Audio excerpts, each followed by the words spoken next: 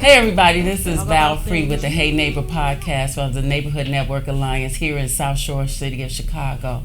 Today we're speaking with Dwan Martin of the Urban Luxe Café, who's going to talk about her new business that we have that's actually building the business corridors in South Shore. Dwan, would you like to say hey neighbor to our guests, to our people? Yes. On the count of three. 1, 2, 3. Hey neighbor! Well, first of all, thank you for being here. This is one of the podcasts that I've really wanted to do because I love your business. I know you probably say I haven't been there, but I've been there in spirit, and I send people there, and I enjoy watching the pictures, and we have had a meeting there. But that place is beautiful. It is absolutely beautiful. It is everything that we deserve in our neighborhood, and I appreciate your vision for that. So I would like for you to talk about, like, how did you come up with that vision? What made you see that this is something that we needed in our neighborhood? Absolutely. Well, first of all, thank you so much for having me here.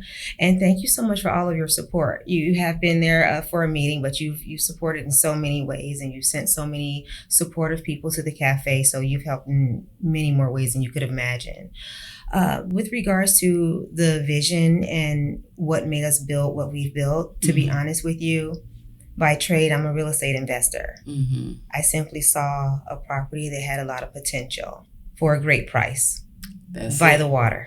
And so it just less. It just made sense to me. Mm-hmm. And there were a lot of people who said, oh, over there, sure, over there. It was right to me as a business investment. And then so as I began to invest, buy low, sell high, or hold on to it for later on, honestly, the community began to tell me what their need was. Okay. Mm-hmm. People began to say, oh, you're going to build a cafe. Well, that's what we've been wanting for a long time. Yes. And then even during the build out, me as a worker there, me undergoing a construction. And while I have other businesses, I may have had documents to fill out, things that I needed to do. And I was hungry, but needed to have a working lunch, right? Fill out documents while I eat. There was nowhere that I can go in the immediate area where I was working to sit down and fill up, because it was still a construction site. So I couldn't work at the property. I just wanted to go nearby, fill out my documents, and have a nice lunch. I went to a nearby place. They weren't open during posted hours. There was another place that was closed down when I thought they were open. And then there was a few other places that just didn't have healthy, feasible options for the diet that it is that I want for my body. Mm-hmm. And so those are the types of concerns that I would hear from the neighbors. And it just prompted me to offer those types of menu options. When it comes to the very in-depth art programs that we have, we're very art supportive. Mm-hmm. The people are coming out in droves right now to express themselves artistically. And these are the things that they tell us that they need. Mm-hmm. I myself am, as you know, a multi-lane, instead of saying, what were they calling it before? A serialpreneur. Mm-hmm. Now it's a multi-lane entrepreneur.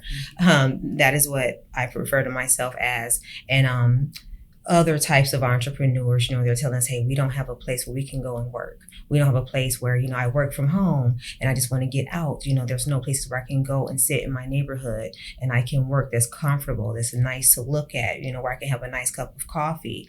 And so we're just very pleased to be able to offer those types of things. And then lastly, I was motivated to build out our conference room, which we refer to as our Luxe Studio space, because I wanted a place where our dignitaries and our community leaders and our politicians can have, some privacy and organize and meet with our neighbors and our community organizations and discuss and build and activate right where we live. Yes. and forge those relationships. That is something that's necessary and needed in our community. It is. Yeah. So everything was just need-based as we build and as we're continuing to build. Yes. So talk about Urban Luxe and what is it exactly? What are the perks? What is it? Walk us through Urban Luxe in terms of the services, the food, the venue. Like, it's just a beautiful place. But when I come into Urban Luxe, should I expect? Okay, well, First of all, what's in a name? Urban Luxe is actually my brand. I have Urban Luxe Salons initially, and now we have Urban Luxe Café. Mm-hmm. So urban, by definition, right. So cafe. Right? Yeah. I'm sorry. No, I do have Urban Luxe Salons and then Urban Luxe Café. And I just mentioned that because the brand as a whole, urban speaks to the city. So we are very much in the city. We're on the 79th Street corridor. Yeah. And then, urban is city, and then luxe, we're speaking of a luxurious feel or elevated matter of taste. So yes, we're on 79th. Everyone is like, oh, over there. Yes, over there. But still in a luxurious or elevated state. We present ourselves and we present to our neighbors a level of excellence. Mm-hmm. And so that's what you'll find when you come into the cafe. Yes. Most people step inside and they're like, wow, they're just stuck at the front door when they cross the threshold. Mm-hmm, mm-hmm. And the second thing that they'll attest to is that they feel love, like you feel like a warm hug. Mm-hmm. I hear that a lot from people who don't even know each other. Mm-hmm. That's just a description. You will see the decor is very industrial meets mid-century modern with the furnishings and the decor. The menu is unique. It's a little bit different. You'll find, small bites and sandwiches, heavy appetizers. Basically, it's a mixture of some of my favorite foods, and then some foods that I've found on my travels that are unique. We have popcorn shrimp, which is actually popcorn shrimp, fried shrimp, mixed with popcorn, actual popcorn. So it's not something that people would expect, but it's a fun snack. Mm-hmm. And then we have what's very popular is our grown folk PB&J. It is a peanut butter and jelly sandwich. It's a triple decker. It's really big. And are we gonna have that when we get there? I'll make you one special. Okay. It is heavy peanut butter and jelly on all 3 layers. And then it has thinly sliced bananas in it. And then it's coated with a cinnamon sugar butter and then grilled. And so it's warm and melty. So that's the sandwich I want. That's the one. And people, and it's also served with an itty bitty glass of milk. Mm-hmm. And people love that. And lastly, we're known for our not so po' boy. And it's a po' boy with breaded oysters and shrimp. And people love that sandwich. So, and then we have the best ice cream in Chicago. Yes, talk about the ice cream. Yes. It took me almost 8 months to find the best distributor for ice cream because we are Urban Luxe. So I didn't want anything that was less than excellent. And it is described as super premium ice cream. And you'll know the difference in it from other ice creams you've had once you've tasted. And they're all just superb. See, I make my own ice cream. You do. So I know. You know good ice cream. I know good ice cream. Yeah, so let me know when you'll know when you have ours. Yes. Yes. So let's talk about what do you see? Because you've only been open for a few months and it's a hit. Not even a few months. Not even 2 months yet. It hasn't been 2 months? It has not been. Oh my God. It seems, and that's the point. It shows the need in the community, the desert in the community.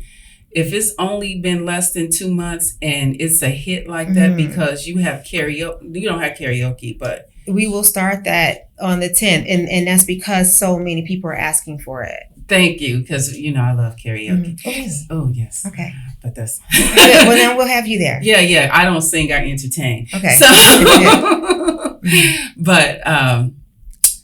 So you have spoken word, and what else is it? We have open mic, which is our biggest night. Standing room only, yes. And spoken word, we have comedy, and we do have live music, and this is all gifted talent. We have a very talented musician who lives in South Shore, who reached out to me on Instagram. He lives within walking distance. He's a guitarist. He has his own band. He said, "You are a dream come true." He said, "Listen, I gig, I make a lot of money, and I play with my band, a 7-piece band, all on the north side and all throughout in the burbs and everything." He said, "But why can't I play in my neighborhood?" I know who you're talking about. He said, you may have met him. He said, "I want to play in South Shore." I said, "I don't have a budget for you. I can't pay you, and I can't charge at the door, not yet, with the type of licensing I have." He said, "I'm going to gift it to you." So he's and his band, they rehearse and then they're starting to play for us on that's Sundays. wonderful. Just gifting it to us so our community can have it. And you know what else has happened? We just last week, an indie group from New York contacted us, and they came out. They had a tour in the Midwest, and they came out and they asked if they could perform at our cafe, and they did. We had two different, a comedian and an indie group from New York came and performed at our cafe. People are traveling, and we have another young lady who's coming from Cape Cod.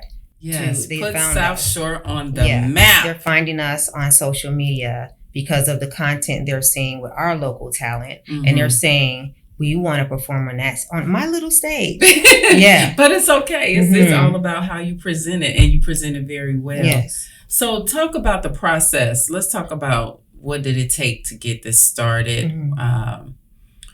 When did you come up with the idea? Give us a timeline and walk us through like the easy walk and the hard walk of, talk about like the ease of it all and the struggles of it all. So people can know, like, starting a business in city of Chicago, what do you need to look at? What do you need to look for? And especially in a neighborhood like South Shore, give us some recommendations on how we do that. Well, I think with any business, I guess, there's easy and there's hard, just depending on the person. And that's just being honest, even just removing South Shore from it, just from an entrepreneur standpoint, as I mentioned, that's my passion. And to be honest with you, it's what the person is made of, right? And a lot of times whether the person makes it or not, or moves forward or not, is what's within them. And that's courage and or fear, right?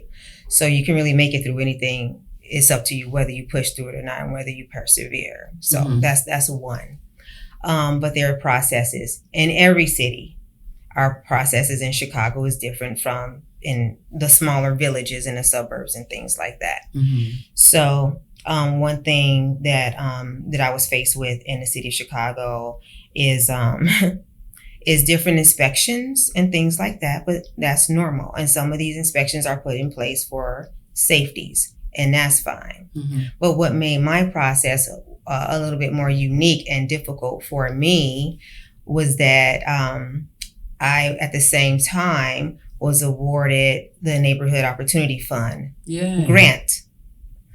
So I'm going through not only new construction inspections. Okay. Those inspections were different because I was constructing from one type of business to a different type of business. And then that different type of business happened to be a food business. So they're going to make it more strict for our safety. So when you say one type of business to another type of business, what do you mean? So let's say if a property was a shoe store, and now you want to make it a food, the former business, which was a motorcycle club. Correct. Right. And now you want to sell food. So the city is like, okay, is this place safe to cook food? So there's a little bit more stringent. So that offered up a different set of challenges. Okay. And then the nature or the condition of the business before, or the property before, had a lot of different violations and stuff like that. I'm a real estate investor, so it's nothing for me to fix those things, but it just took a lot more work to get it done. And then the city itself was very understaffed at that time of city inspectors. Okay, so it just put a lot more time for turnaround for inspectors to come back out from the rough inspections to the second inspections and then finals. And all at the same time, I was going through the Neighborhood Opportunity Fund grant process, which is a reimbursement program, which is, I didn't receive a bridge loan, so I was floating my own money. So I would spend, a few $1,000s and say, hey, I spent $50,000, and have to submit all my documents, and then wait for those documents to be approved and then be reimbursed, and then, and then start that all over again. So sometimes it would take weeks before I would hear anything. So all of that, that was tough. So you have to be mentally tough. Ready for it. Yeah. And that was very difficult, and it took a lot of time. But the upside of that, and everything is just happens as it should. I spent that time getting to know my neighbors and forging those relationships. I got to know people like you. I spent time with the 2 different chambers of commerces, and then they made those introductions to a lot of community members and things like that. So I think my journey happened like it was supposed to, which is why it's only been a month and a half, but it feels like 8-9 months because we've been working, right? Yeah. I love it. So talk about, how are you juggling the real estate and all of your other businesses and the cafe? Because the cafe is a new baby. It's newborn. You know, it's like children. You have like 5 children, and then you get a newborn, and they all need attention. How does that work for you? Because I can't even imagine me. I would like to be you. Yeah, that's a great question, and a very interesting analogy specifically for me, because I've only ever had one child for that exact reason. I've always asked that question. I've always said, how do people have multiple children? Because I only have one. I don't know how you could do that, right? So my other businesses, the answer is automation with a little bit of delegation. My other businesses, I have cameras, I have automation. They all have keyless entry, and people can put in a code. If someone no longer works there, they're removed from the system. They no longer have access. People who have to clean or do maintenance, they all have their codes, and I can see what they're doing and things like that. There's no need for me to be there. Most businesses I don't even step foot into for 6 to 8 months. There's no need for me to. Oh, okay. Yeah. So that's smart. That's called smart business. Thank you. And many of them are contractors. So they actually pay me, and they pay me electronically. Okay. And the same thing as a landlord. They pay me electronically, and maintenance goes to them. So, and I have management, so I don't really have to go. Okay. This is different. Yeah. It really is. I never wanted a business like this where I have employees, like personnel, like people I have to manage, and they have their lives that I have to manage, like hear about and schedule them, and buy spoons and napkins and I have to work right now. Like I have to wake up and go to work and get dressed and have to be somewhere every day. And this is a little traumatic, honestly, for me, because it's been 6 years since I've had a job and had to report somewhere every day. Yeah. So this is very new, but it's become a passion project, and it's just so much bigger than me right now. Honestly, it's and this sounds cliche, but really, this is not my cafe, and it's not about me. Just the way everything happened. I mentioned I bought this property as an investor. Then the grant happened, and then some other stuff happened, and it is all just, it was tough getting through it, but everything was kind of given to me, right? And so that's why I feel like it's not mine. And then all the people start coming, we need this, thank you, and all this. Yes. So it's not about me.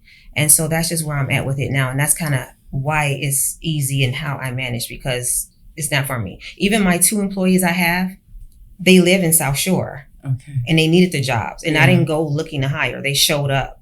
So that's why. So as we're winding down, can you tell me, why did you pick 79th versus 71st? Because most people, when they come into South Shore, they look at how they can populate 71st. They feel like it has more, it's more walkability and more traffic, walking traffic. Why did you pick 79th?